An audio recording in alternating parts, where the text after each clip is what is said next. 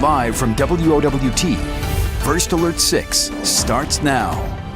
Good Tuesday morning. It is great to have you with us as we start this 6 News. First Alert streaming. I'm Erin Hartley. I'm Cerise Cole, along with meteorologist Jared Lansford, Senior Chief Meteorologist Rusty Lord.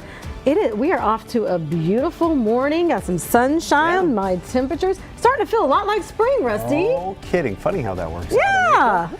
We had 30s and 40s yesterday, so those are gone. A lot of 50s, couple of 40s mixed in there, but a very nice morning out there with a light breeze, and may not even need a jacket as you head out. We're at 52 degrees, a northwest wind at about 13 miles per hour, so things are pretty quiet out the door.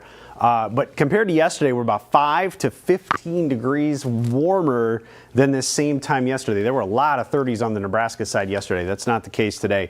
We got 40s and 50s out there right now. 52 Omaha and Plattsmouth, 53 in Nebraska City, 54 Shenandoah and Clarinda. Now, last night, you may have been woken up by a thunderstorm that moved through. There was one lone storm. You can see the south edge of it had all the energy to work with, and it really got going, and it ran right through Douglas County, just north of Dodge, and perhaps the strongest part of it was right over the metro area where we had some 1.5-inch diameter hail at times, and then it weakened to the east. So that's what moved through. Sirens did go off, but there was never a tornado with that, and there was a bit of a malfunction with those. So it was just a hail threat with that one as it moved through. And now there's just some clouds out there, but overall quite a bit of sunshine. Here's the next couple rounds of severe potential. A 1 out of 5 on the scale, mainly south of I-80 to the southeast of the metro.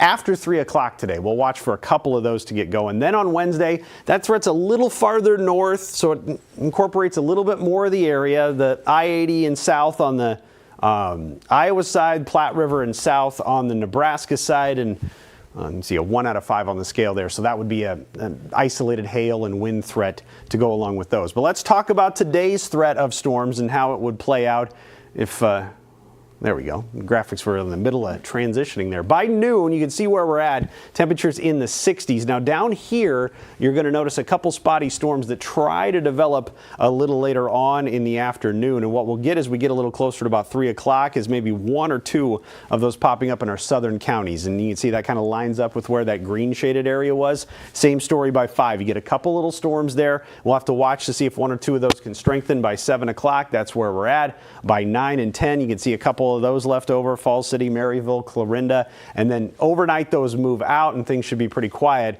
with temperatures after topping out at 75 today, much like yesterday. We'll fall back into the 50s tomorrow morning, much like this morning. So a pretty good stretch on the way. Then tomorrow, notice some storm chances pick up in the afternoon and into the evening hours. A little greater odds of getting a few more of those in the area, so that's what we'll be watching. 75 today, 73 on Wednesday, and then likely don't get out of the 60s on Thursday with quite a few clouds and probably our best chance of storms mostly in the morning hours or overnight Wednesday into Thursday morning is what we'll be watching there with our threat of some thunderstorm chances. Okay, finally we're getting those chances for rain that we've desperately needed so far this month. We got some over the weekend, getting some more. What about past those 3 days? Yes, I think we're going to be able to add a little more to the rain gauges and erase some of these deficits. So a lot of people asking for rain. We need the rain. It seemed like we got a good amount over the weekend. It was 1/4 to 1/2 inch. Didn't really help out a ton.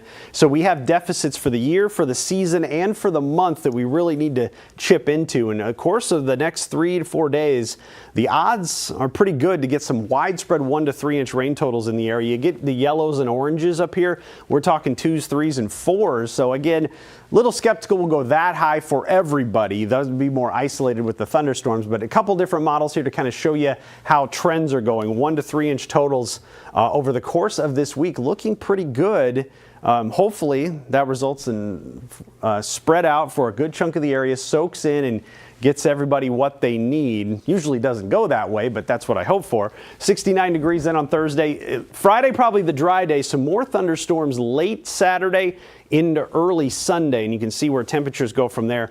Watch Monday. We're going to spike up to 82, and there could be enough energy there that this could be a severe day we have to pay attention to. If there's a first alert day lingering anywhere, it might be this Monday round of storms. So we'll watch that and see how it trends over the next couple of days and give you a first alert before the weekend if that's going to be something you need to pay attention to while you enjoy the upcoming weekend. Right. Yeah, a lot going on in that A forecast. lot of thunderstorm chances. We're going to be paying attention to that radar a lot, I think. All right, Rusty, thank you. Jared, now a lot of construction. I can see the slowdown is right behind you. Yeah, it's you were mentioning all the lightning that's on the graphic. There's a lot of orange cones that are out there too, and one of the areas that's seeing the biggest impacts is on I-80. Yeah. We've been talking about this a lot lately, but let me show you what we're seeing this morning, and nearly stalled traffic as you're getting just past L into the Q area heading westbound. All those delays stretching back toward about 144th near the Giles exit. All of that area seeing the delays because of the lane closure that's in place. This is that long-term project. And there you can see how things are trying to get through that stretch and not having a lot of luck at this point. So if you figured out an alternate route at this point, that's good to utilize this morning. If you haven't, maybe leave a lot of extra time and then start thinking about what you're going to do to get around this over the next few months, because this is not going away here anytime soon. We've also will likely see some delays start showing up eastbound here in about the next hour or so. That was something that happened the last several days.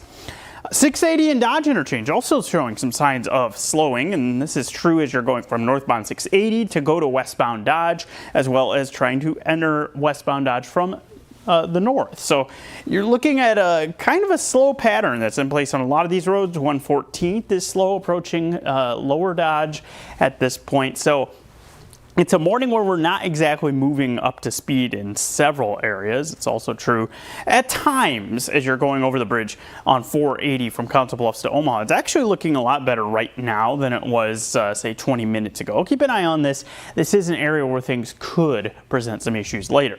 I also want to briefly mention this. Notice how 192nd slow? We got people adjusting to a new traffic pattern through this area. You also have lane restrictions that are in place as construction continues. So this is an area where you're probably going to see some confused drivers, some slowdowns as you're heading through this. We've got more about the changes on this intersection coming up in a little bit, but keep in mind that that's one that if you don't want to deal with the new intersection, you can always use 168th. You can use some of those surrounding roads with people adjusting to the changes that are taking place there. It'll be a little adjustment, right? Yeah. It's something we haven't seen here in the metro just yet. Okay. Big for hospital traffic. That's more Methodist hospital out there. So keep that in mind. Okay.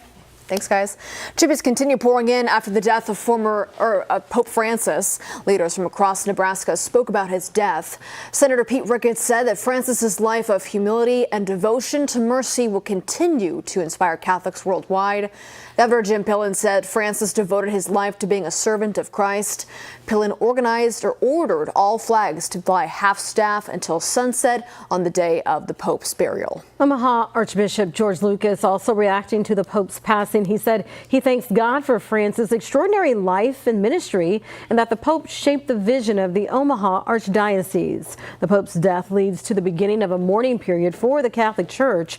President Trump is expected to attend Francis' funeral on Saturday.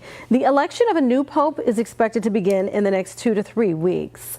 Happening today, Nebraska lawmakers are debating a bill that looks to put restrictions on transgender athletes. It would also establish definitions for male and female and provide guidelines for the use of restrooms and locker rooms. Now, about 100 current and retired faith leaders signed a public letter urging senators to oppose this bill. I've seen how harmful these anti-trans bills have been over the last few years, how people want to leave the state because they feel unwelcome. It breaks my heart. Well, the sponsor of the bill says it reaffirms the rights of women and girls in Nebraska. We'll keep you updated as today's debate commences, both on air and online. Aaron, thank you. Here at the Safety Desk with our Maria Cade. Maria has information about a new report that says cancer deaths actually going down. Yeah, some good news there, but there is one group that shows that the cancer diagnosis rates are actually going up, and that's women, unfortunately. So this is according to the 2024 annual report to the nation on the status of cancer, and it shows a steady decline in overall cancer deaths from 2001 through 2022. Now, the rate of those diagnoses among men from 2001 through 2013 It fell for them, but then it stabilized throughout 2021. But again, for women, that diagnosis rate increased slightly every single year, starting in 2003 until 2021. Now, they say those trends were sort of interrupted in 2020. The new cases fell significantly that year, but experts say this is probably because of some disruptions in medical care that people had because of COVID. Maybe they weren't able to get to their doctor, go to those annual screenings. But after 2020, after the height of the pandemic, those numbers went back up. Hopefully that can start going back down again. Absolutely. We hope so for the women as well. Another important conversation this morning, teaching our kids about puberty. Always a fun conversation. I know. Experts say that some parents might be waiting a little bit too long to start the conversation, though, with their kids. And one study is finding about 41% of parents said that they did have the conversation with their child, but that conversation actually didn't even start till their kids went up to them and asked them to learn about it themselves. So the poll's co-director says this can lead to some confusion and anxiety in kids during that age, especially if they feel that their parents haven't prepared them. Now, instead of waiting, she suggests giving your child some information in bits and pieces over time. That way, all of that physical and emotional changes that they're learning about is not going to overwhelm them because they're not getting it all at once. And we know that can be a lot for anybody to take I still have the conversations. I like to do it in the car, like a nice, calm place. Yeah, have it in a good setting where I know, where you can Mom. relax. I know, Mom is what I get. All right, Maria, thank you. We'll be right back.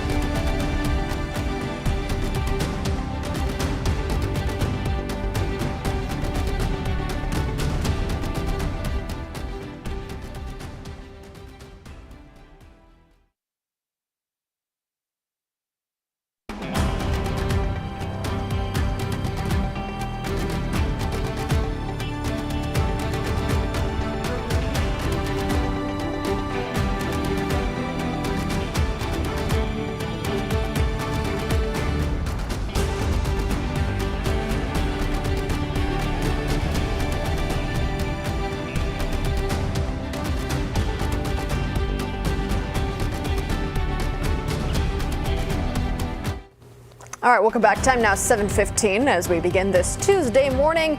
Taking a live look outside. It's kind of blinding in that shot. Taking a look over the downtown Omaha skyline. More of the really nice stuff going on today's forecast. Made it up to 75 yesterday, and we got the same thing on the way today. Hope you get a chance to enjoy it. Had the windows open in the house. Oh, it's great. Fresh air all over the place. The only thing getting in the way is a little pollen. We have the new pollen count numbers here in a couple hours when the latest ones are released. Weather headlines, though, to start the day. Few PM storms are possible today. Most are going to be to the southeast of the metro. That means most of us probably stay dry. An active pattern with some spring rain, some storms Wednesday and Thursday, and temperatures likely stay above average for a good chunk of this forecast. 40s and 50s out there right now, so it is a warmer start compared to yesterday. A little bit of a north breeze, but not much. It'll be out of the north today, so that's going to reinforce just the comfortable air that we'll have and should be able to warm up. Storms of last night moved off towards the east. There was literally just one storm. That was it. Moved right through the middle of the map. Overall, it was pretty quiet. Then after that moved through, there's the small risk of storms that we could have after 3 o'clock. And you see, it's a 1 out of 5 on the severe weather risk scale. So minimal risk of some hail and a wind gust or two to the southeast of the metro. So we'll be watching for that. Here's the breakdown of those. Tornado risk is well to the south, so that's probably an issue for Texas, if anything. Wind and hail is what we'll watch for on the low end of the scale here and right at the low end of the threshold, most likely. First alert forecast otherwise gets us to 75 for the high today, a lot like yesterday, and then down in the 50s later tonight, a lot like this morning. Then on Wednesday, you got the chance of a couple spotty storms. Little greater coverage with these in the green shaded area, so a little better odds of low end risk of a couple of severe storms. So we can show you what it looks like here for Wednesday. And pretty quiet early in the afternoon, maybe a sprinkle or two, but then notice how the storm coverage increases late in the evening, or late in the afternoon into the evening, and then could have a few more during the overnight hours too. We'll watch for the overall intensity of these to stay, again, in that low end range. We got to watch for some wind, some hail, and see how it goes. Then Thursday, you bring more potential for some rain into the fold. And that is why between Wednesday and Thursday, we have the potential to get some 1 to 3 inch rain totals in the area, really soak it in, green things up. And I think these will be 2 days that are very important to us as far as the April rainfall deficit goes. And hopefully we can erase a good chunk of that, because decent amounts of rain looking more and more likely as we get into Wednesday and Thursday. You get Fridays and Saturday down in the 60s, so a little cooler, probably just a tad below average by Saturday with some more late day thunderstorms. Saturday, you mentioned we cool down, but then there's a little warm up on Monday that we haven't seen in a while. That is the one to pay attention to. So watch for that for a couple of reasons here. We're looking a little longer range. Jared and I were talking. There's potential with this spike of warmth here to have a front run into it and maybe spark a few stronger to severe storms that are maybe a little more widespread. So we'll watch Monday specifically for that as we go to 82 degrees and then cool off a little bit. And there's room for that to go even higher. So watch that Monday. And notice on the muggy meter, we get to that Monday and you add a little more moisture to the air and we get up into that muggy range a little farther. You may feel it by the early part of next week with some humidity in the air. So that would get us into that last week of April. Nothing too far outside the norm, but heads up for that. It won't have that comfortable feel like today. You'll probably notice a little more humidity and just kind of be a little sweatier outside. Oh, great.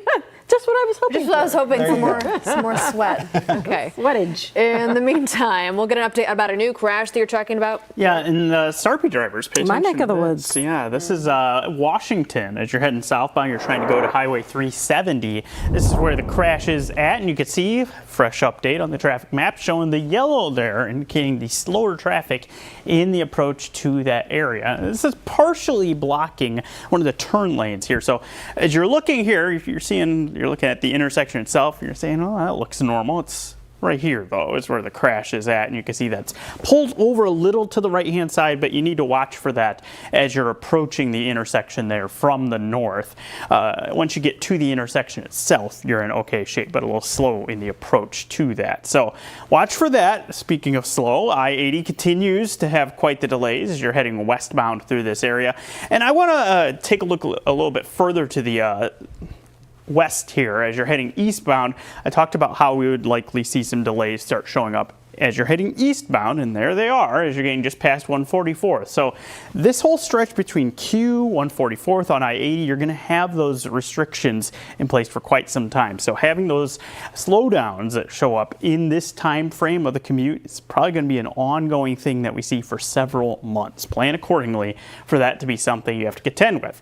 Getting our first delay showing up on eastbound Dodge right around 156th or so, back toward about 180th. You've got similar area on Maple with some delays that are showing up, and then of course some of the construction zones, 144th, you've got some delays showing up there as well. For the most part, roads are moving pretty well, but we do have a little bit more traffic. We actually had OPS schools out of session yesterday. They're back in today, so it's gonna be a little busier out there. I think it's definitely going to pick up. All right, Jared, thank you.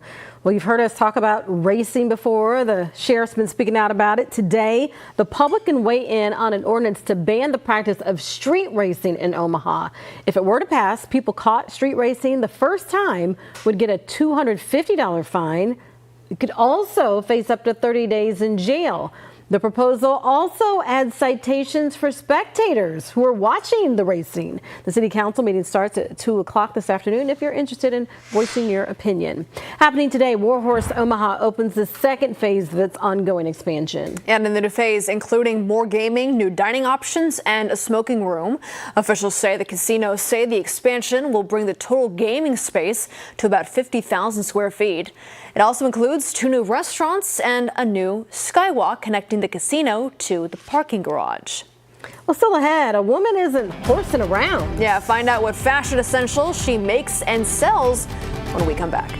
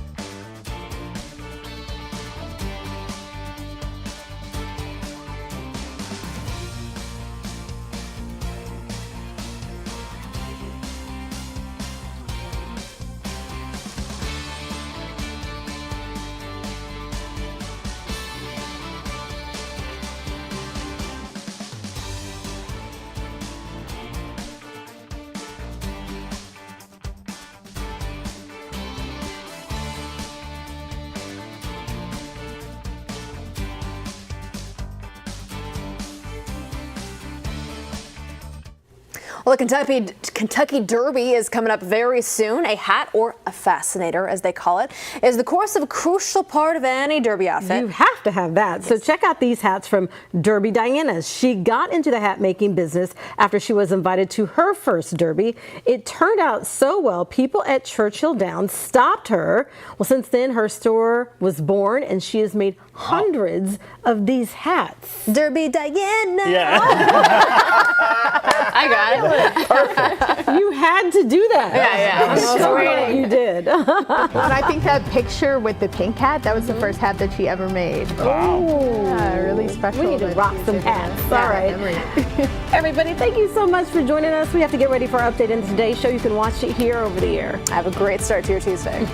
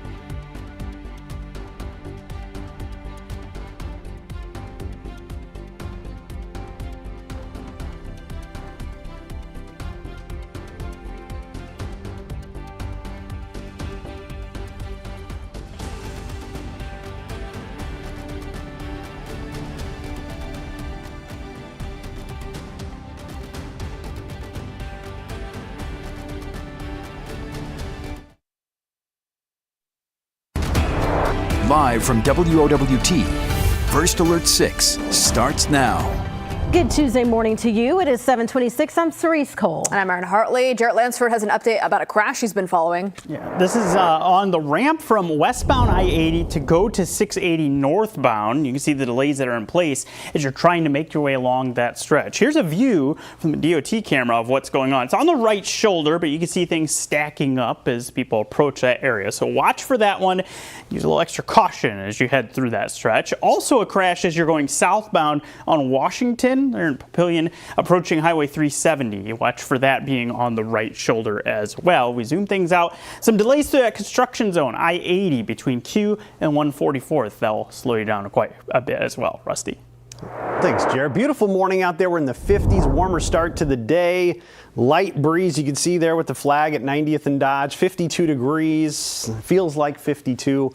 Great start. Feels very good, and it's going to be the case all day. 40s and 50s to start. We'll gradually warm up with sunshine, maybe a few more clouds than yesterday. You can see some of those trying to stream in from the west here, but we'll watch to see if this can turn into a couple little showers, maybe a thunder shower later on today, but that'll slide on through as we go through the course of the day. Small chance of a strong storm within that after about 3 o'clock in the green shaded area. 1 out of 5 today, and that overall is just where the best chance of any shower and thunderstorm activity is going to be. Notice by 3 o'clock, couple spotty showers, then eventually a storm or two tries to bubble up towards 5 and 6. We go to 75 for the high and cool down. Watch for a couple storms to the southeast. Aaron?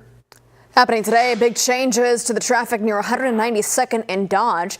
It is important to know people driving on Dodge will not be impacted. However, if you're on 192nd, you'll follow the new diverging diamond pattern shown right here. Traffic flow on 192nd will be controlled by 2 stoplights on either side of Dodge. It is 7:28 and we're back with another update for you in about 25 minutes. We'll see you then.